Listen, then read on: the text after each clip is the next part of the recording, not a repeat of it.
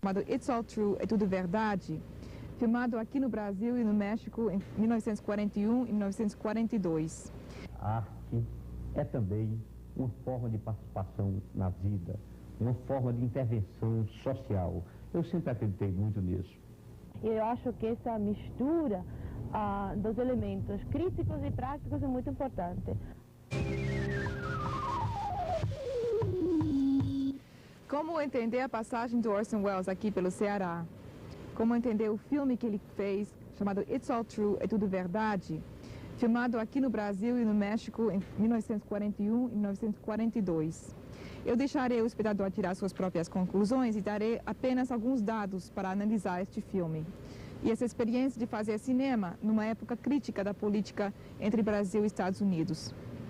O propósito desse filme foi de, primeiro, conquistar o mercado latino-americano numa época em que o mercado europeu estava bloqueado ao cinema de Hollywood por causa da guerra. Segundo, favorecer a aceitação pelo público norte-americano de assuntos norte-americanos, para encorajar um intercâmbio de produtos, tanto culturais quanto econômicos e comerciais, entre as duas áreas do hemisfério, para encorajar um intercâmbio de produtos, tanto comerciais quanto culturais, entre os dois lados do hemisfério. O Orson Welles foi apontado como o embaixador da boa vizinhança pelo Nelson Rockefeller do Departamento do Estado em 1941. Nessa época, ele mudou o assunto de um projeto chamado It's All True, É Tudo Verdade, sobre etnias diferentes da América do Norte, para enfocar sobre a América Latina. O primeiro capítulo desse filme, dividido em 4, era sobre a história do menino, a amizade entre um menino mexicano e um touro que ia ser criado para pelejar na praça da cidade do México. O segundo capítulo ia tratar do carnaval de 1942 no Rio de Janeiro. Esse capítulo foi a pedido do governo do Getúlio Vargas para promover uma imagem mais positiva e democrática do Brasil no momento que o Brasil estava mudando sua política para desfavorecer o eixo a favor dos americanos e acordos internacionais com eles. O terceiro capítulo foi escolhido por Welles.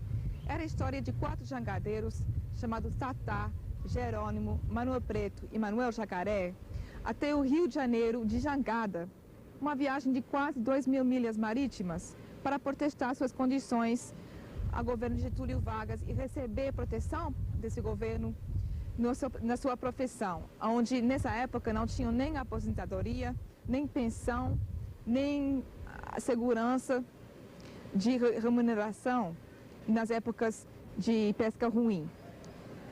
Então, o quarto capítulo, que Welles nunca chegou a filmar, ia ser também a história da conquista de Peru pelos espanhóis, visto desde um ponto de vista indígena, do Atahualpa, líder indígena do Peru. Welles iniciou a filmagem do carnaval em fevereiro de 42, equipado de pelo menos 24 técnicas, 2 equipes, uma preto e branco e outra de Technicolor. Não tinha o roteiro porque queria que o filme fosse estruturado após o evento mesmo. Quer dizer, ia documentar o carnaval de uma forma espontânea, improvisada, e depois ia fazer uma montagem consultando-se com jornalistas e músicos brasileiros da época. Entre os jornalistas encontramos Edmar Morel, Alex Vianney e Clovis de Guzmão. Os músicos, que são até bem conhecidos até hoje, são Heriberto Martins, Heitor Villa-Lobos, Pixinguinha, Vinícius de Moraes. Foi através dessa colaboração que o Welles chegou a conhecer a história do samba no Brasil e como que o samba contribuía para esse evento chamado Carnaval, praticado tanto na rua quanto nos cassinos do Rio de Janeiro. O terceiro capítulo foi feito aqui no Ceará, nas praias de Mucuripe, Iracema e também outros locais no litoral do Ceará. O Welles pretendia usar os próprios jangadeiros para reconstruir a sua viagem ao Rio de Janeiro e mostrar suas condições de vida que levaram a essa viagem. Infelizmente, antes de poder iniciar a filmagem aqui no Ceará em junho de 42, a Arqueo suspendeu o contrato do Welles em Hollywood. E Welles teve que seguir sozinho, filmando com os recursos que tinha à mão. Uma câmera usada, Mitchell, do estúdio Cined do Rio, um camarógrafo que não podia voltar para a Hungria por causa da guerra, chamado George Fenton, e uma equipe de 2 ou 3 pessoas que ele tinha trazido de Califórnia. O resto da equipe de Technicolor e preto e branco, além do negativo de carnaval, foi mandado de volta para Hollywood. Aqui, o Welles teve que filmar em circunstâncias bastante precárias, sem eletricidade para fazer iluminação na praia e sem atores profissionais. Ele recebeu o apoio do único estúdio de cinema e fotografia existente naquela época, da família Albuquerque, Abafilme, e dos irmãos Albuquerque, o Chico Albuquerque, fez os stills da filmagem do Welles. Também recebeu apoio da família Pinto, em particular do Fernando de Alencar Pinto, que tinha uma casa chamada Jangada Clube, na beira-mar. A família Pinto construiu um carro especial para o Welles filmar aqui no Ceará.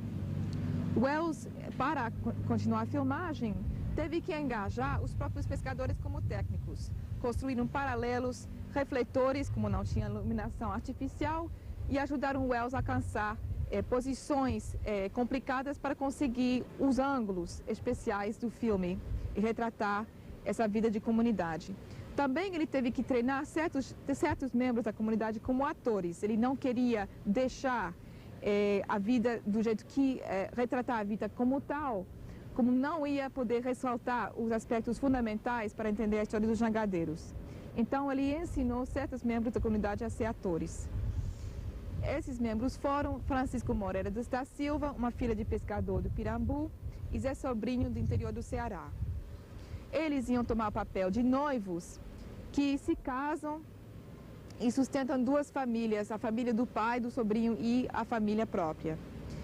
O sobrinho, como jovem pescador, pesca com os 3 jangadeiros e morre no mar. Essa morte, inicialmente, que no filme aparece como ficcional, é de verdade uma referência à morte do jangadeiro Jacaré, no Rio de Janeiro, enquanto estava filmando a chegada dos jangadas na Baía da Guanabara. E, na verdade, é através dessa morte que entendemos a razão pela qual a Arqueo deixou o Welles chegou aqui no Ceará.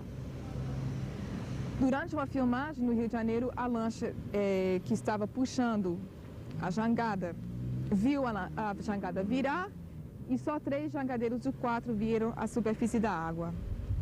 Essa morte ameaçou a produção no sentido de que a Arqueo estava disposta a cortar o contrato naquela hora. Foi convencida de não cortar para não perder a imagem boa aqui no Brasil e manter o compromisso com a comunidade. Foi assim que o Welles veio aqui para o Ceará. O irmão do Jacaré, João Jacaré, substituiu para a presença dele e a história do seu sobrinho serviu como um tipo de catarse para a comunidade de pescadores. A arte é também